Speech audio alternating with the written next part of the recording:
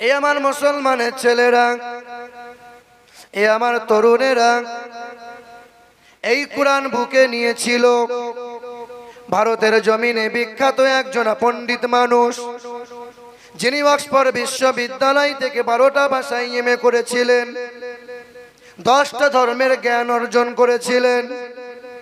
ওই মানুষটার নাম হলো ডক্টর শিবশক্তি স্বরূপজি।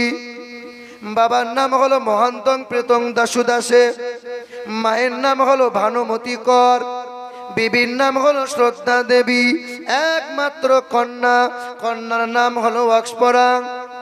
বিখ্যাত ব্রাহ্মণ ছিলেন তিনি। ওই ব্রাহ্মণ মানুষটা অক্সফোর্ড বিশ্ববিদ্যালয় থেকে 12টা ভাষায় এমএ করার পর ভারতের জমিনে পা দিয়েছিলেন। ভারতের হিন্দু সমাজের মানুষেরা তাকে ব্রাহ্মণ বলে মানত, দেবতা বলে মানত, ঠাকুর বলে সম্মান করত, ভগবান বলতো। আচ্ছা বলেন, আল্লাহ আর ভগবান কি এক? বলেন।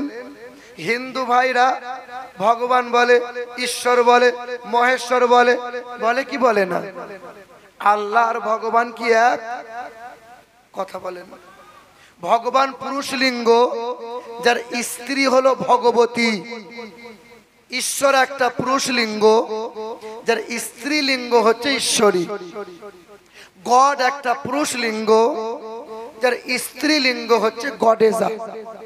আর আমার আল্লাহর কি কোনো পুরুষ, আবার আল্লাহর কি কোনো বিবি আছে? আল্লাহর কি কোনো ছেলে মেয়ে আছে? আল্লাহর কি কোনো ভাই বোন আছে? আল্লাহর পরিচয় দেয় বিসমিল্লাহির রহমানির রহিম। قل هو الله أحد الله الصمد لم يلد ولم يولد ولم يكن له كفوا أحد। ঠিক না ভুল? আমার আম্মা জান, মাই জানেরা, এ আমার তরুণেরা, আমার যুবকেরা, ওই ব্রাহ্মণ ঘরের মানুষটা অক্সফোর্ড বিশ্ববিদ্যালয় থেকে 12টা ভাষায় এমএ করেছেন। 10টা ধর্মের গ্রন্থের জ্ঞান অর্জন করার পরে উত্তর ভারতের মথুরার বৃন্দাবনে বিখ্যাত একটা মন্দির হয়েছিল। 300 বিঘা জমির মধ্যখানে ওই মন্দিরটা দাঁড় করানো আছে। মন্দিরের নাম হলো দেবাশীর মন্দির। ওই মন্দিরে ব্রাহ্মণ হয়েছিলেন তিনি। একদিন পূজা করলে পরে বস্তা বস্তা ফল হয়, লাখ লাখ টাকা তার রোজগার হয়। এত বড় মন্দির, যেমন মন্দির তো তেমন ব্রাহ্মণ। ছোটখাটো ব্যক্তিরা ওই মন্দিরে পূজা দিতে পারে না। উচ্চ পদবী হতে হবে, ডক্টর মাস্টার হতে হবে, উকিল ব্যারিস্টার হতে হবে, তবে ওই মন্দিরে চান্স পাবে। সবার জন্য সুযোগ নাই। হিন্দু সমাজের মানুষেরা তাকে ভগবান বলতো, তাকে ঠাকুর বলতো, তার নামে সকাল সন্ধ্যা পূজা হতো। এত বড় ব্রাহ্মণ ছিলেন। আমার আম্মা জান, ভাই জানেরা, শুধু ভারতে নয়, আমেরিকা বলেন, জাপান বলেন, ইংল্যান্ড বলেন, দেশ বিদেশে তার অনেক ভক্ত হয়ে গিয়েছিল। একদিন আমেরিকা গিয়েছিলেন, শিষ্যদের কাজ হতে ফিরে আসছিলেন। দিল্লির বিমানবন্দরে বসে আছেন। ওই দিল্লির বিমানবন্দরে বসে আছেন, এমন সময় সামনে একটা বিমান থমকে গেল। বিমানের সিঁড়ি ধয়ে, বিমানের সিঁড়ি বেয়ে কিছু মানুষ পা পা করে নামতেছে। মাথায় টুপি, লম্বা জুব্বা, আর মানুষগুলোর হাতে সব যেন এক একটা করে থলি, ব্যাগ। মানুষগুলো নামে তো ব্রাহ্মণ তাকিয়ে তাকিয়ে দেখে এরা তো মুসলমান, এদের হাতে ব্যাগ, অপর হাতে দেখি এক একটা করে পানির জের। এরা আসে কোথা থেকে? ব্রাহ্মণ পা পা করে সামনে গেল। ব্রাহ্মণ সামনে গিয়ে জিজ্ঞাসা করলো, আপনারা কারা? বলে, আমরা মক্কা মদিনা থেকে আসছি, আমরা হলাম হাজী সাহেব। বলে, আপনার মক্কা মদিনা থেকে এ হাতে করে কি বয়ে বয়ে নিয়ে আসছেন? বলে, এটা হলো পানি। এটা হলো পানি। এ পানি সাধারণ পানি নয়, এ পানি হলো জমজমের পানি। বলে সাধারণ পানি নয়, জমজমের পানি মানে? বলে দুনিয়ার সব পানিতে কিছু না কিছু জীবাণু আছে, কিন্তু জমজমের পানিতে বিন্দু মাত্র জীবাণু নাই।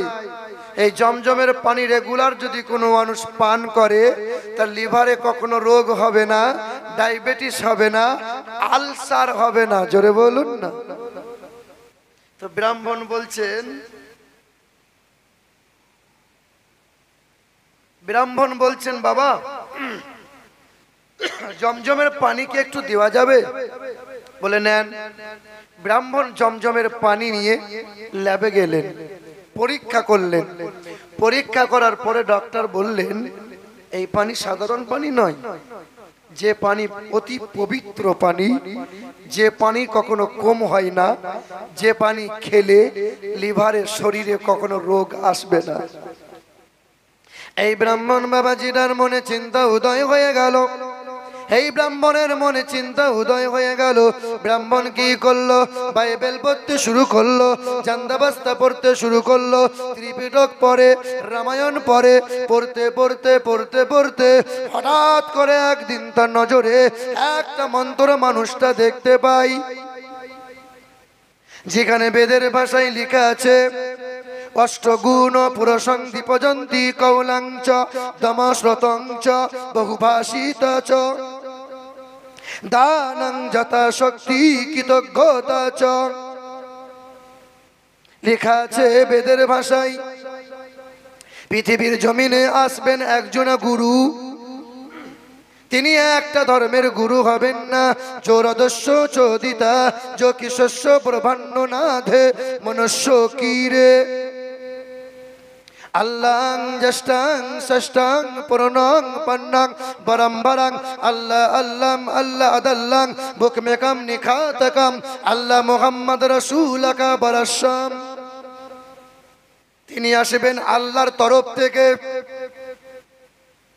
যিনি একটা ধর্মের গুরু হবেন না। তিনি হিন্দু, মুসলমান, বৌদ্ধ, খ্রিস্টান, জৈন, সাঁওতাল তামাম ধর্মের মানুষের একাই হবেন, তিনি জগৎ গুরু। সঙ্গে সঙ্গে ব্রাহ্মণের চিন্তা উদয় হলো।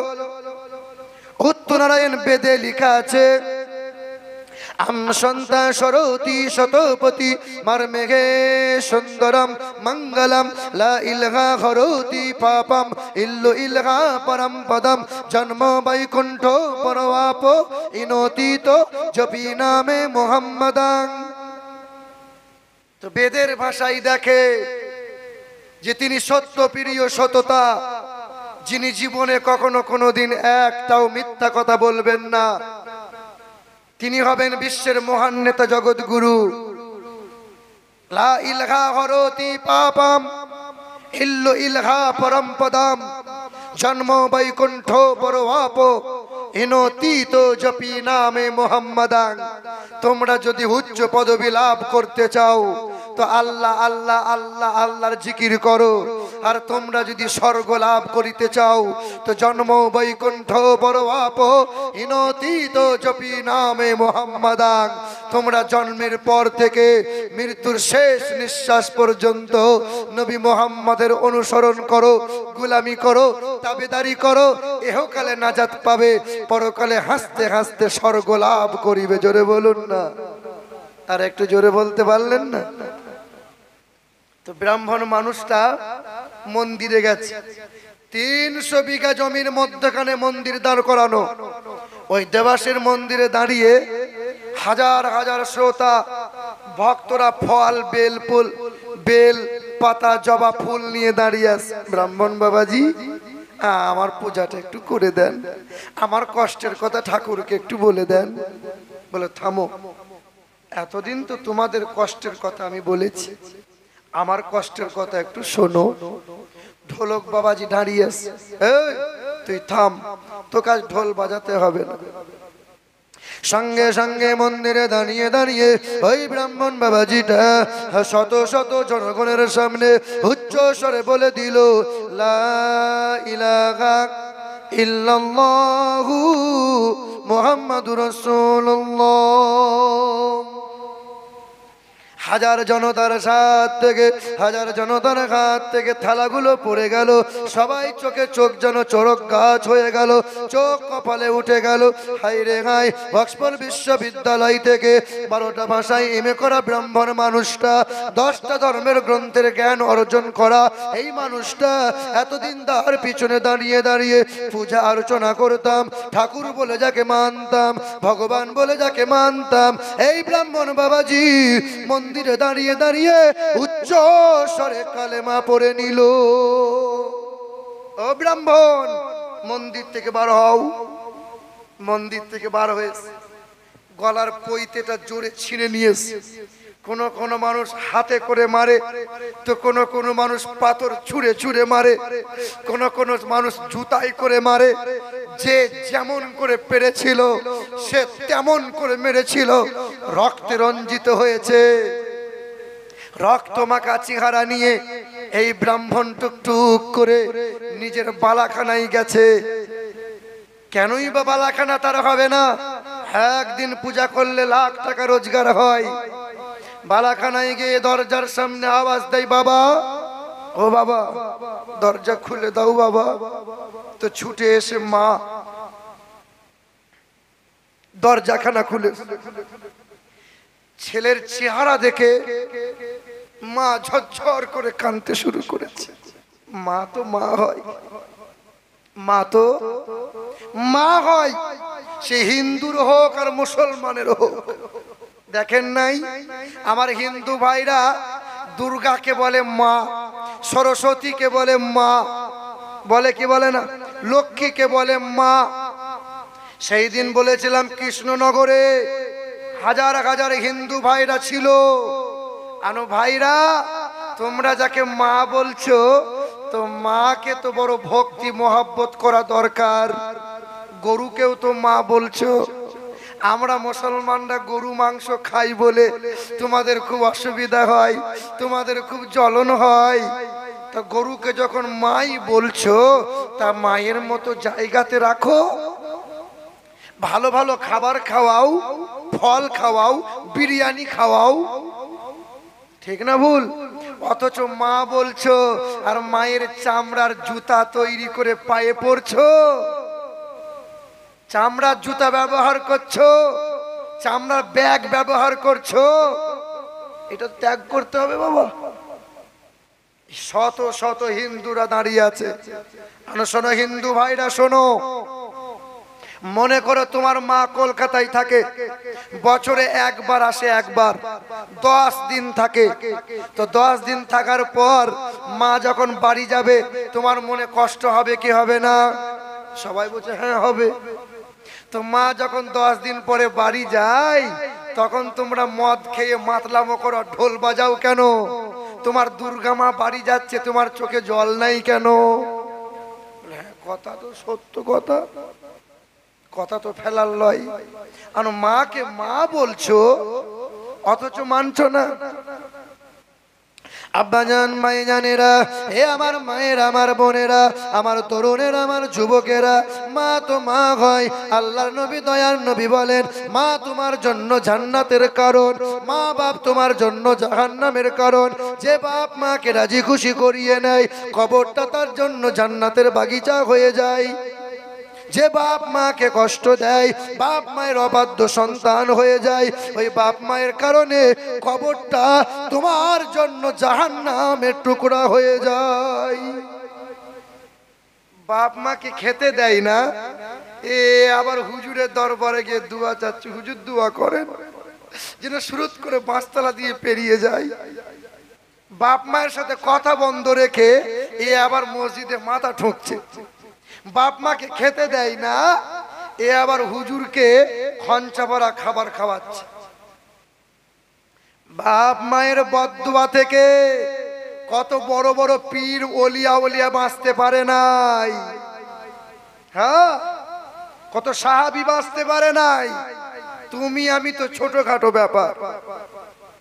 আল্লাহর নবী দয়ার নবী দোজাহানের বাদশা জনাবে মুহাম্মদুর রাসূলুল্লাহ সাল্লাল্লাহু আলাইহি ওয়াসাল্লাম বুখারী শরীফে আছে আল্লাহর নবী বর্ণনা করেছেন একজন আল্লাহর ওলি বান্দা ছিলেন সারা দিন আল্লাহ আল্লাহ করতেন ইবাদতে মশগুল হয়ে থাকতেন আল্লাহর জবরদস্ত বুজুর্গ বান্দা আল্লাহ পাকের ওলি বান্দা খানকা ঘরে থাকতেন দুনিয়ার মানুষের সাথে আলাপ করতো না আলোচনা করতো না রং তামাশায় মগ্ন হতো না ওই আল্লাহর ওলিটার নাম হলো জুরাইশ কি নাম জুরাইশ জঙ্গলে ছোট্ট একটা ঘর করেছে যে ঘরে বসে বসে জিকির করতো আল্লাহ আল্লাহ আল্লাহ আল্লাহ সারা দিন সারা রাত ইবাদতে মশগুল থাকতো বুড়ি মা ছিল বুড়ি মা লাঠির ওপর ভর করে পা পা করে দরজার সামনে দাঁড়িয়ে ডাক দিয়ে বলে বাবা জুরাইশ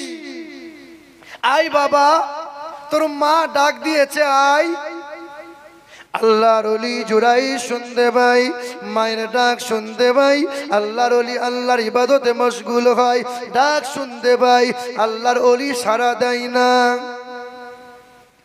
দ্বিতীয়বার যখন মা ডাক দেয় আল্লাহর ওলি শুনতে পাই ডাকে সাড়া দেয় না তৃতীয়বার জনম দুঃখিনী মা মমতাময় মা ডাক দেয় আল্লাহর ওলি শুনতে পাই ছেলে মায়ের ডাকে সাড়া দেয় না মায়ের মনে দুঃখ নিয়ে মা বাড়ি চলে গেল তারপরের দিন সকাল বেলায় আবার মা লাঠি নিয়ে টুকটুক টুকটুক করে এসে দরজার সামনে দাঁড়িয়েছে দরজার সামনে দাঁড়িয়ে বলছেন ও বাবা জুরাইশ আল্লাহর ওলি নফল ইবাদতে মশগুল হয়ে আছে আল্লাহর জিকিরে মশগুল হয়ে আছে মনে মনে চিন্তা করে মা ডাক দেয় না না আল্লাহর ইবাদত ভেঙে মায়ের ডাকে সাড়া দেবো না মা একবার ডাক দেয় সাড়া দেয় না মা দ্বিতীয়বার ডাক দেয় শুনতে পাই সাড়া দেয় না তৃতীয়বার মা ডাক দেয় শুনতে পাই সাড়া দেয় না আল্লাহর ওলি জুরাইশ সাড়া না দেওয়ার কারণে মা মনে দুঃখ নিয়ে দ্বিতীয় দিন আবার বাড়ি চলে গেল মা তৃতীয় দিন আবার এসেছেন আল্লাহর ইবাদতে মশগুল জিকির করছে মুরাকাবা মুশাহাদা তো মা ডাক দিয়েছে বাবা জুরাইশ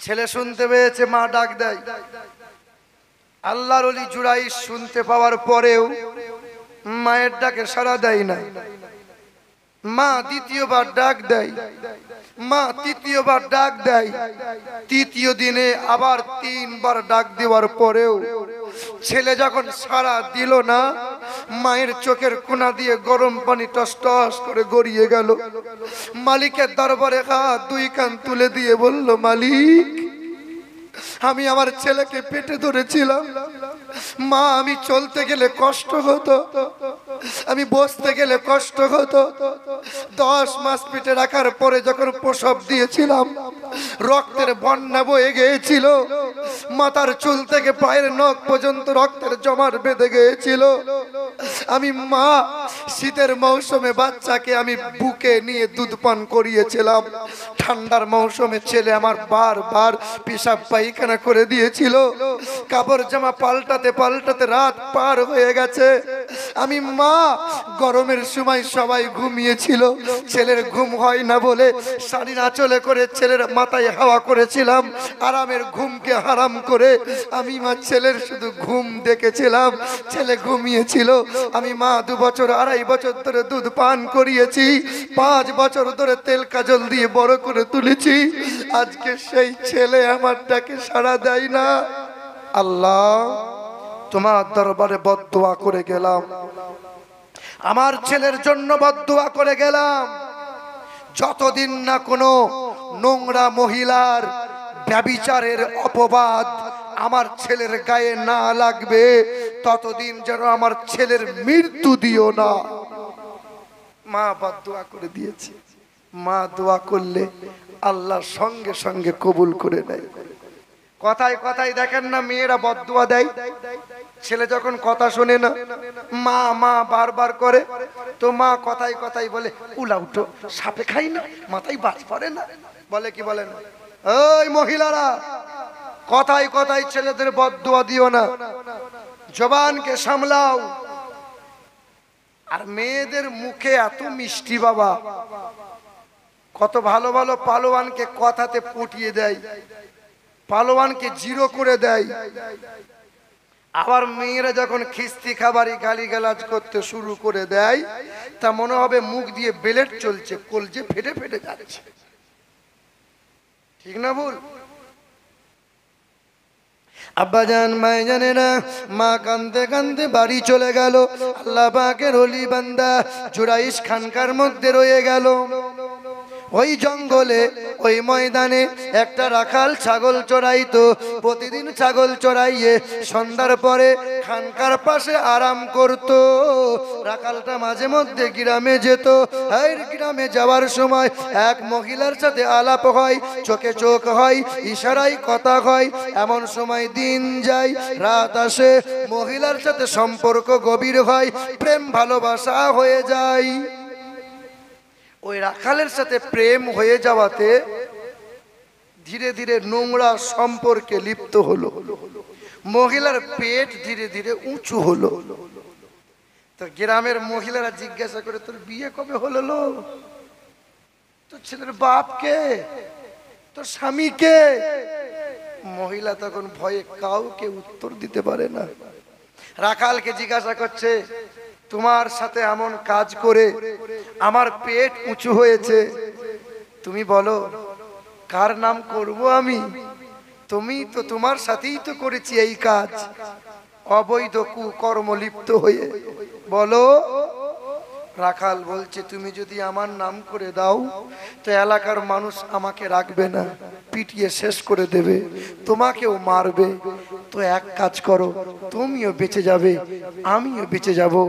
ওই আল্লাহর ওলি জুরাইশের নাম করে দাও, তাকে এলাকার মানুষ ওলি বলে খুব শ্রদ্ধা সম্মান করে। মেয়েদের বুদ্ধি কোথায় থাকে? মহিলাদের বুদ্ধি কোথায় থাকে? হাঁটুর নিচে। হ্যাঁ, এ মহিলাকে যেমন শিখালো, এ মহিলা গ্রামে যাওয়ার পরে মাতব্বররা বিচারালয়ে মহিলাকে জিজ্ঞাসা করছে, তোর স্বামীকে? কে তোর স্বামী? কার সাথে এমন নোংরা কাজ করে পেট উঁচু করলি? তখন ওই মহিলা টুক করে বলে, আমার স্বামী হলো ওই আপনারা যাকে সম্মান শ্রদ্ধা করেন, আল্লাহর ওলি বলে চেনেন, তার নাম হলো জুরাইশ। ব্যাস, সবার চিন্তা যে যাকে ওলি বলে এত সম্মান করি, এত বড় ভণ্ড সে, এত বড় ভণ্ড যে এমন নোংরামো কাজ করে, চ শালাকে দেখি। সবাই চলে গেল, লাঠি সুটা নিয়ে খানকা ভেঙে দিল, আল্লাহর ওলির ওপর আঘাত করতে লাগলো। আল্লাহর ওলি জুরাইশ বলে, বাবা আমাকে মারিও না, আমি এমন অপরাধ তো করি নাই। আল্লাহর ওলির কথাকে শোনে, বলে চোর ধরা পড়ার পরে চোর কি কোনোদিন বলে আমি চুরি করেছি? ও বাবা জুরাইশ, তুমি এমন কাজ করলে কেমন করে? সবাই মারতে শুরু করে। আল্লাহর ওলি চোখ দিয়ে পানি বেয়ে বেয়ে পড়ে। আল্লাহর ওলি বুঝাই তো মানুষ বোঝে না, সঙ্গে সঙ্গে আল্লাহর ওলি বলে, আমার পক্ষে সাক্ষী দেওয়ার তো কোনো মানুষ নাই, তবে আমার পক্ষে সাক্ষী দেওয়ার মতো একজন আছে, ওই মহিলার পেটের বাচ্চা। বলে পেটের বাচ্চা কি করে সাক্ষী দেবে? বলে বাচ্চা ভূমিষ্ঠ হোক, ওই দুধের বাচ্চাকে জিজ্ঞাসা করবে, বাচ্চা কথা বলবে, কে তার বাপ এই বাচ্চা বলে দেবে। ইতিহাস আছে যে পৃথিবীর জমিনে 2 শিশু দুধের বাচ্চা এই দুনিয়াতে কথা বলেছিল। তবে পূর্বে বলে দিয়ে যাই, আমার ইমাম সাহেব বলছিলেন কিছুদিন আগে রিসেন্ট 2 শিশু বাচ্চা ইন্তেকাল হয়েছে, একজন মুরব্বিও ইন্তেকাল হয়ে গেছে। হ্যাঁ না, আল্লাহ পাক জান্নাতবাসী করুক। তবে শোনেন বাপ মারা, যাদের নাবালক শিশু বাচ্চা ইন্তেকাল হয়েছে, তাদের নসিব খুশ নসিব। আল্লাহর নবী বলেন যে হাসরের কঠিন ময়দানে শিশু নাবালক বাচ্চা মালিকের দরবারে হাউমাউ করে কান্না করবে। আল্লাহ পাক বলবেন তুমি কান্না করো কেন? সেদিন মাসুম বাচ্চা বলবে রব্বুল আলামিন আমার বয়স 1 বছর ছিল কি 2 বছর ছিল কি 5 বছর ছিল, আল্লাহ পাক আমি নাবালক ছিলাম, আমি ছেলে মেয়ে ছিলাম, আল্লাহ তুমি আমার মায়ের কোল থেকে আমাকে কেড়ে নিয়েছো, দুনিয়াতে মায়ের সেনগো বড় ভালোবাসা তো দাও নাই, আল্লাহ পাক আজকে হাসরের ময়দানে আমার মাকে তুমি ফিরিয়ে দাও। যাদের নাবালক শিশু বাচ্চা ছেলে মেয়ে ইন্তেকাল হয়েছে, আল্লাহ পাক বলবেন তোমার ইমানদার বাপকে আর মাকে তুমি খুঁজে নাও। মাকে খুঁজবে, বাপকে খুঁজবে। ওই নাবালক শিশু বাচ্চা বাপ মায়ের হাতটা ধরে হাসতে হাসতে রহমতের জান্নাতে যাবে। জোরে বলুন। আর একজনকে বলা হয়েছে হাফেজে কোরআন, যার সিনাতে 30 পারা কোরআন আছে। এই হাফেজে কোরআন যখন হাসরের ময়দানে উঠবে, এই হাফেজে কোরআনকে বলা হবে তুমি 7 জন জাহান্নামীকে টানতে টানতে নিয়ে রহমতের জান্নাতের দিকে যাও। তবে শর্ত হলো 2টা। 1 ইমানদার হতে হবে, 2 রক্তের সম্পর্কের মানুষ হতে হবে। হাফেজ সাহেবের বাপ মা হবে, চাচা চাচি হবে, খালা খালু হবে, নানা নানি হবে, দাদা দাদি হবে। এইরকম 7 জন পুরুষকে জাহান্নাম থেকে বার করে জান্নাতে নিয়ে যাওয়ার ক্ষমতা কোরআনের হাফেজকে আমার আল্লাহ দান করে দেবেন। জোরে বলুন না, কথা বুঝতে পারছেন না? আব্বাজান ভাইজানেরা, পৃথিবীর মধ্যে এমন 2টা ইতিহাস আছে। মায়ের কোলে দুধের শিশুর বাচ্চা সাক্ষ্য দিয়েছিল। 1 নম্বর হলো জুলাইখা ইউসুফ নবীকে প্রেম করেছিল। ইউসুফ নবীর সাথে প্রেম ভালোবাসা বড্ড হয়েছিল। জুলাইখা বারবার চাইছে ইউসুফের সাথে গল্প করব, ইউসুফের সাথে আই লাভ ইউ বলবো, ইউসুফকে একটু জড়িয়ে ধরবো, ইউসুফকে কাছে নেব। জুলাইখা ছলনা বাহানা করে, ইউসুফকে পাই না। একদিন জুলাইখা বাহানা করে ইউসুফকে ডাক দিল, আন্দার মহলে ডেকে নিল। ইউসুফ নবী পাপা করে জুলাইখার অন্দর মহলে চলে গেল। জুলাইখা দৌড়ে দৌড়ে 7 মহলের দরজা, 7টা দরজা ছুটে গিয়ে বন্ধ করে দিল, লক করে দিল। 7টা দরজা বন্ধ হয়ে গেল। ইউসুফ নবী মনে মনে চিন্তা করে 7খানা দরজা কেন জুলাইখা বন্ধ করে দিল। ইউসুফ নবীকে জুলাইখা একটু কাছে পেতে চাই, ইউসুফ নবীকে জুলাইখা জড়িয়ে ধরতে চাই, একটু আই লাভ ইউ বলবে জুলাইখা। ইউসুফ নবী চিন্তা করছে জুলাইখার মন তো ভালো নয়, মনোবৃত্তি তো অন্যরকম, জুলাইখা আমাকে চাইছে।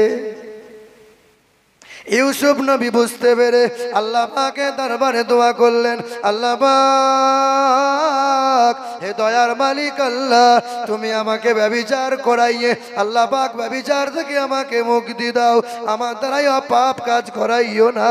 আল্লাহ পাকের দরবারে চোখের পানি ফেলেছে। আল্লাহ পাক বলেছেন যাও জিবরাইল ফেরেশতা জুলাইখা 7খানা দরজা লক করে দিয়েছে, তুমি দৌড়ে গিয়ে ইউসুফের জন্য 7 দরজা খুলে দাও। জিবরিল ফেরেশতা 7খানা দরজা ঝটাঝট খুলে দিয়েছে। জুলাইখার কাছ থেকে ইউসুফ পালাতে চাইছে। তখন জুলাইখা পিছন দিক দিয়ে জামাটা টেনে ধরেছে, জোর করে হেঁচড়ে ইউসুফ পালিয়ে যায়। 1খানা দরজা পাড়ি দেয়, 2খানা দরজা পাড়ি দেয়, 7খানা দরজা পাড়ি দেওয়ার পরে তাকিয়ে দেখে মিশরের বাদশাহ জুলাইখার স্বামী আব্দুল আজিজ দাঁড়িয়ে রয়। আব্দুল আজিজ তখন বলছে, ওই তুই আমার বিবির ঘরে কি করছিলি? তখন জুলাইখা দেখছে আমার স্বামী সামনে, জুলাইখা তখন কলা করলো। মহিলাদের কলা কয়টা? না না, 32টা। কয়টা কলা? 32টা। তখন জুলাইখা কলা করে বলছে, গো আমার স্বামী আমার সাথে গোলমাল করতে এসেছিল, আমাকে জড়িয়ে ধরতে এসেছিল, আমাকে আই লাভ ইউ বলতে এসেছিল। ইউসুফ তুমি এই কাজ করলে? তুমি, আমি রাজা বাদশা আজিজ, আমার বিবির মহলে গিয়ে। তখন ইউসুফ নবী বলেছিলেন, আমি জানি আপনি আমাকে বিশ্বাস করবেন না, তবে জুলাইখার মহলে দোলনাতে দুধের বাচ্চা দোলা খাচ্ছে, ওই বাচ্চাকে নিয়ে আসেন, বাচ্চা কথা বলবে। ওই দুধের বাচ্চাকে নিয়ে আসা হলো। দুধের বাচ্চা সেই দিন বলেছিল, ও মিশরের বাদশা আব্দুল আজিজ, ইউসুফ নবীর সামনের দিকে জামা যদি ছেঁড়া থাকে ইউসুফ নবী দোষী হবে, আর পিছনের দিকে জামাটা যদি ছেঁড়া থাকে তবে জুলাইখা দোষী হবে। তো সার্চ করে দেখছে ইউসুফের পিছনের দিকে জামা ছেঁড়া, মানে জুলাইখা দোষী। তো মিশরের বাদশা আব্দুল আজিজ চিন্তা করলো, মানুষ জানাজানি হচ্ছে, আমার বিবি যদি এই কাজের দোষী হয় তাহলে মানুষ তো সব ছি ছি করবে। সব কিছু জানার পরেও ইউসুফ নবীকে জেলে বন্দি করে দিল, মানে বিবির কোনো দোষ নাই। আব্বাজান ভাইজানেরা, এ আমার মায়েরা, আমার তরুণেরা, শুনে রেখে দেবেন বাবা, ওই জুরাইশ জনগণের সামনে বলে দিল আমার হয়ে সাক্ষী দেবে। ওই দুধের মাসুম বাচ্চা জুরাইশকে বন্দি করে দিল। 1 মাস গেল, মাস খানিক কেটে গেল, 10 মাস পার হয়ে গেল, বাচ্চা ভূমিষ্ঠ হয়ে গেল। দুধের বাচ্চা নিয়ে বিচারালয়ে দাঁড়িয়ে গেল। এলাকার মাতব্বররা জিজ্ঞাসা করলো, বলো মহিলা তোমার বাচ্চাকে বলো, ওই বাচ্চার বাবাকে, এ বলো বলো তোমার বাবাকে বলো। দুধের বাচ্চা বলেছিল, হ্যাঁ হ্যাঁ আমার বাবা জুরাইশ নয়, আমার বাবা হলো ওই জঙ্গলের রাখাল। সত্য সত্য, দুধ দুধ পানি পানি। তো জুরাইশ কেঁদেছিল আর বলেছিল, আমি আমার অপরাধের জন্য এই শাস্তি পাই নাই, এই অপবাদ, এই বদনাম হয়েছে একটাই কারণ, সেটা হলো মায়ের বদদোয়া। আপনি মায়ের সাথে কথা বন্ধ রেখে এখনো মিলাদ মাহফিলে বসে বসে ওয়াজ শুনছেন। আপনাকে ওয়াজ শুনতে হবে না। একজন ব্যক্তি আপনাদের বাদুরিয়াতের কথা, বসিরহাট বাদুরিয়া, তো জালসার শেষে 500 টাকা দিয়েছে। হুজুর খুশি হয়েছি, 500 টাকা নেন। তা আমি জিজ্ঞাসা করছি, বাবা 500 টাকা দিলি তো বাপ মাকে কোনোদিন দিয়েছিস? বলে হুজুর 6 বছর হলো বাপ মায়ের সাথে কথা বন্ধ। এ বাবা, পৃথিবীর জমিনে সবচেয়ে বেশি যাকে মোহাব্বত করো সেটা হলো মা, সেটা হলো বাবা। আল্লাহ তা'বুদু ইল্লা ইয়্যা ওয়া বিল ওয়ালিদাইনি ইহসানা। আল্লাহর ইবাদতের পরে পরে বাপ মায়ের সাথে ভক্তি ভালোবাসা মোহাব্বত বজায় রাখো, না হলে তোমার ইবাদত ইবাদত হবে না, তোমার দরুদ কাজে লাগবে না, তোমার তাসবিহ তাহলিল কাজে লাগবে না। হুজুরের কাছে দোয়া চাওয়াই হবে, দোয়া আল্লাহর কাছে পৌঁছাবে। আপনি গরিব মানুষ, আপনি গরিব মানুষ, আপনি তো হজ করতে যাওয়ার ক্ষমতা নাই, আছে বাবা? কিন্তু নবী বলেছেন, বাপ মায়ের দিকে চেয়ে চেয়ে দেখো, মায়ার নজরে দেখো, তোমাকে কবুল হজের সওয়াব আমার আল্লাহ ঘরে বসে বসেই দান করে দেবে। আব্বাজান ভাইজানেরা, যে কথা বলতে বলতে একটু এই দিকে গিয়েছিলাম, ওই ব্রাহ্মণ মানুষটা যার নাম হলো ডক্টর শিবশক্তি সরোদজি, অক্সফোর্ড বিশ্ববিদ্যালয় থেকে 12টা ভাষায় এমএ করেছিলেন। মানুষটা বাবার সামনে দাঁড়িয়েছিল, মায়ের সামনে দাঁড়িয়েছিল। বাবা মা জিজ্ঞাসা করেছিল, খোকা তোর শরীরে রক্ত মাখা চেহারা নিয়ে দরজার সামনে দাঁড়িয়ে কেন? সেই দিন বাবা বলেছিল, হ্যাঁ হ্যাঁ আমি বেদ পড়লাম, আমি রামায়ণ করলাম, মহাভারত পড়ে পড়ে দেখলাম এক আল্লাহর ইবাদত করো, নবীর নামে দরুদ পড়ো, আর রাস্তা নাই।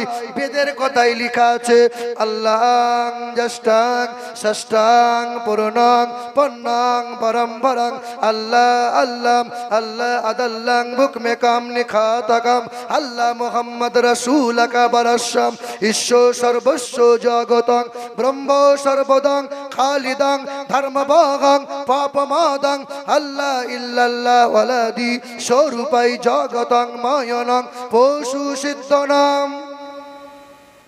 বেদ বড় সুন্দর করে বলে, তিনি হবেন আল্লাহ, তিনি হবেন জ্যেষ্ঠ, তিনি হবেন শ্রেষ্ঠ। তার ইবাদত বাদ দিয়ে কখনো যেন শিরকি কাজ করিও না, কখনো শিরকি কাজ করিও না।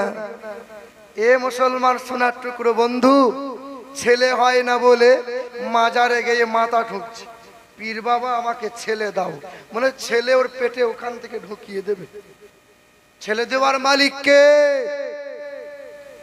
জান্নাত ও জাহান্নামের মালিক কে? আসমান ও জমিনের মালিক কে? বিশ্ব ব্রহ্মাণ্ডের মালিক কে? আনন্দ নিরানন্দের মালিক কে? আল্লাহ। আমার আল্লাহ বলছে আমাকে দেখো, আসমানে দেখতে পাবে, জমিনে দেখতে পাবে, দরিয়ার ঢেউয়ে দেখতে পাবে, মধুর মিষ্টিতে দেখতে পাবে, দুধের সাদাতে দেখতে পাবে। যেদিকেই তাকাবে বান্দা আমি আল্লাহকে দেখতে পাবে। ওয়া নাহানু আকরাবু ইলাইহি মিন হাবলিল ওয়ারিদ। আমার আল্লাহ পাক বলেন আমি তোমার কাছে আছি। কতটা কাছে? ঘাড়ের রগটা যতটা কাছে, আমি আল্লাহ তার চেয়েও কাছে আছি। কে দিল রে লতার গাছে এত বড় কদু, আর কার ইশারাই মৌমাছিরা মৌচাকে দেয় মধু। আরে ঝিনুক মাঝে কে দিল রে মুক্তামণির হার, আর আখের ভিতর কে দিল রে রস যে চমৎকার। দুধ কেন এমন সাদা, মরিচ কেন ঝাল, আর আমগুলো সব পাকলে পরে হয় কেমন লাল। আল্লাহ বান্দাকে জিজ্ঞাসা করছে, বান্দা কি করে হলো বলো? আচ্ছা মানুষ বলো দেখি, রাত্রি কেন কালো, আর সূর্যমণি কোথা হতে পেল এমন আলো? সন্ধ্যাবেলায় আকাশ ঘিরে তারার আবির্ভাব, আর মিষ্ট জলে পূর্ণ কেন গাছের কচি ডাব? চিনি কেন মিষ্টি এত, তেঁতুল কেন টক, আর কোকিল কেন কালো এত, ফর্সা কেন বক? আমরা সবাই বাস করি ভাই এ দুনিয়ারি রঙে, হাতের লেখা মুখের চেহারা মেলে না কারো সঙ্গে। মেলে আর মেলে না কণ্ঠ গলার বড় আঙ্গুলের টিপ।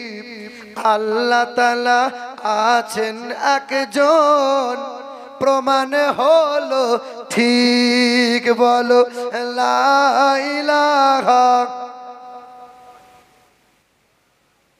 এটা জোরে পড়েন না, বলো লা ইলাহা।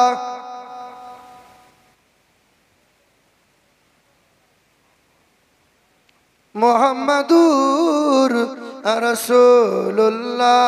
আল্লাহুম্মা দরুদ পড়তে নেই নাকি আপনাদের? সাংঘাতিক ব্যাপার তো। ওয়ালা আলে,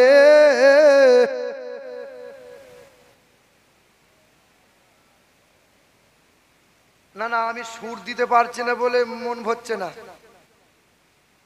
সুরের পাগল 24 পরগনার মানুষ। আগেকার এ বাবাজির আমার, আগেকার সময় সাহাবায়ে কেরামরা, তাবিঈনরা, আল্লাহর ওলিরা ওয়াজ করেছিলেন সুর দিয়ে। বাবা সুর দিয়ে। ইসলামটা শেষ হবে এই সুরের কারণে।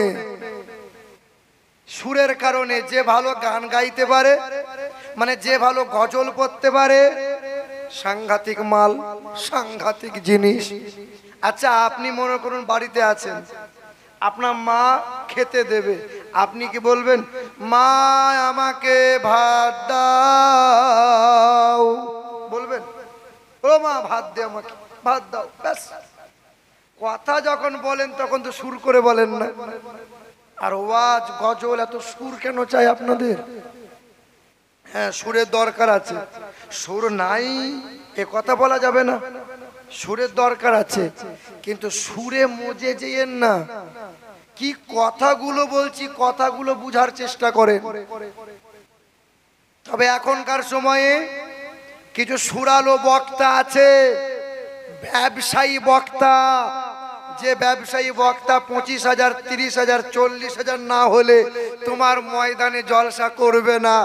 আগে আবার অর্ধেক টাকা অ্যাকাউন্টে দিতে হবে, বাকি টাকা স্টেজের আগে আবার পকেটে গুঁজে দিতে হবে, তবে বক্তা স্টেজে উঠবে। সেদিন একটা আপনাদের এই পাশে হুগলি ডিস্ট্রিক্টের এক হুজুর, বিরাট বড় হুজুর, পেট মোটা হুজুর, হুজুরের সাথে 30,000 কন্টাক্ট হয়েছে। কত? 30,000। জলসার শেষে কমিটি বলছে হুজুর 2,000 টাকা কম নেন, খুব কষ্ট করে চাঁদা তুলেছি হুজুর, 100, 200, 500, হুজুর 2,000 টাকা কম নেন। টাকাটা নিয়ে এইরকম ফেলে দিয়ে বলল 2,000 কম মানে 1 টাকা যদি কম দাও তো নেবো না। হুজুর নেন হুজুর, এরকম করেন না। আল্লাহর দরবারে হাসরের ময়দানে দেখে নেবো। মনে হচ্ছে হাসরের ময়দান ওর বাপ কিনে রেখে দিয়েছে, ও দেখবে। আর 100, 500, 200 করে কষ্ট করে মানুষ টাকা জড়ো করে চাঁদা তুলে, এদের হাসরের ময়দান নাই নাকি? ওই সমস্ত ভণ্ড ব্যবসায়ী বক্তাদেরকে নিয়ে যতই আপনি জলসা ওয়াজ করান, আল্লাহর কসম একবার, আল্লাহর কসম 2 বার, আল্লাহর কসম 3 বার, একটা মানুষ কেন পিঁপড়ে পর্যন্ত ওই কথার হিদায়াত প্রাপ্ত হবে না। গ্রামের মানুষ যারা কবরে শুয়ে আছে একজনাও শান্তি পাবে না। ও তো ব্যবসা করতে এসেছে। এ বাবাজিরা ভাইরা আমার, তবে আপনাদের সম্মুখে দেখছেন অনেক মোবাইল, নাই নাই করে 20 থেকে 30টা মোবাইল। এই সমস্ত ক্যামেরাম্যানরা ইউটিউবে জলসা আপলোড করে, আমার করে বা বিভিন্ন হুজুরদের ওয়াজ নসিহত আপলোড করে। কিছু কিছু ইউটিউবাররা আছে, যেমন আমার নামে অলরেডি কেস হয়ে গেছে। ছেলেরা বলছে হুজুর বেদ পড়েন, রামায়ণ পড়েন, এটা বলেন সেটা বলেন। বেদ রামায়ণ পড়া কম করে দিয়েছি, কেন জানেন? আমার নামে আরএসএস পন্থীরা কেস ঠুকে দিয়েছে। কিছু কিছু ইউটিউবাররা আছে এমন করে বক্তব্যগুলো এডিট করে ভিউজ পাওয়ার জন্য, ইনকাম করার অর্থে থাম্বনেইলে লিখেছে হিন্দুদের কোমর ফাঁস। এই হুজুর এমন বক্তব্য দিল, দুর্গার কোমর ফাঁস করে দিল, হিন্দুদের 12টা বাজিয়ে দিল।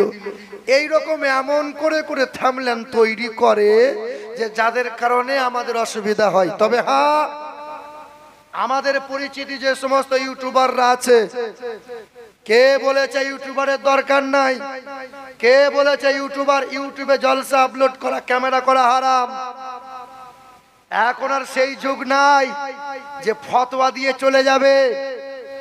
এখন অন্যান্য জামাতের, অন্যান্য মাযহাবের, অন্যান্য দলমতের মানুষেরা তারা তাদের নিজের ধর্ম সোশ্যাল মিডিয়াতে প্রচার চালাচ্ছে, আর আমরা মুসলমানরা এখনো ফতোয়াবাজি করে এখনো যদি কোমরে হাত দিয়ে বসে থাকি, তোমার ধর্মটা প্রতিটা ঘরে ঘরে, প্রতিটা মানুষের পকেটে পকেটে কম বেশি মোবাইল আছে। এই মোবাইলের দ্বারাই আজকে ইসলাম প্রচার যদি না হয়, তোমার ছেলে হিন্দি গান শুনবে, তোমার ছেলে ফাংশন দেখবে, তোমার ছেলে ন্যাংটা মহিলার চেহারা দেখবে। কিন্তু কাল যখন ছেলেটা জালসা আপলোড করবে, এই জালসা তুমি দেখবে, তোমার ছেলে মেয়েরা দেখবে। কথা বলেন ঠিক কিনা? দরকার আছে ইসলাম প্রচার কর্মে তোমরা লেগে থাকো। মালিকের দরবারে দোয়া করি, আল্লাহ পাক যেন তোমাদের এই মেহনতকে আমার আল্লাহ কবুল করে নেন। জোরে বলুন আল্লাহুম্মা আমিন। এই বাবাজিরা, ভাইরা আমার,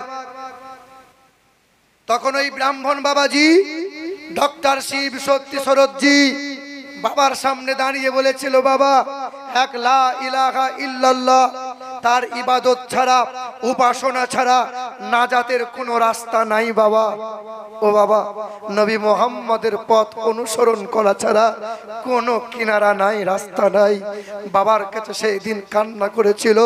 বাবা রক্তমাখা চেহারা নিয়ে ছেলেকে বুকে টেনে নিয়েছিল। সেই দিন ছেলে ঘরের মধ্যে বলেছিল, বাবা, আমি কালেমা পড়ে ঈমান নিয়ে এসেছি। সঙ্গে সঙ্গে বাবা কালেমা পড়ে নিয়েছে, মা কালেমা পড়ে নিয়েছে, বিবি কালেমা পড়ে নিয়েছে, একমাত্র কন্যা সেও কালেমা পড়ে নিয়ে সকলে ইমানদার হয়েছে। সেই দিন ওই মহিলাগুলো, হিন্দু ঘরের ব্রাহ্মণ ঘরের মহিলারা ন্যাংটা পোশাক বাদ দিয়ে হিজাব পরে, বোরখা পরে, ইসলামী পোশাক পরে সকলে কোরআন বুকে নিয়ে বালাখানা লাথি মেরে এলাকা ছেড়ে দিল। ফাঁকা ময়দানে ছোট্ট করে ঘর বানিয়ে নিল। দিন যায় দিন আনে, মেহনত করে দিন রাত পার করে আল্লাহর ইবাদতে মশগুল হয়। এক একজনা ব্রাহ্মণ ঘরের মানুষগুলো আল্লাহর ওলি হয়ে যায়। জোরে বলুন না। আর আমরা মুসলমান নবীকে চিনতে পারলাম না, আমরা মুসলমান ওই নবীকে ফলো করতে পারলাম না, আমরা মুসলমান নবীর আদর্শ গলায় ঝুলাতে পারলাম না।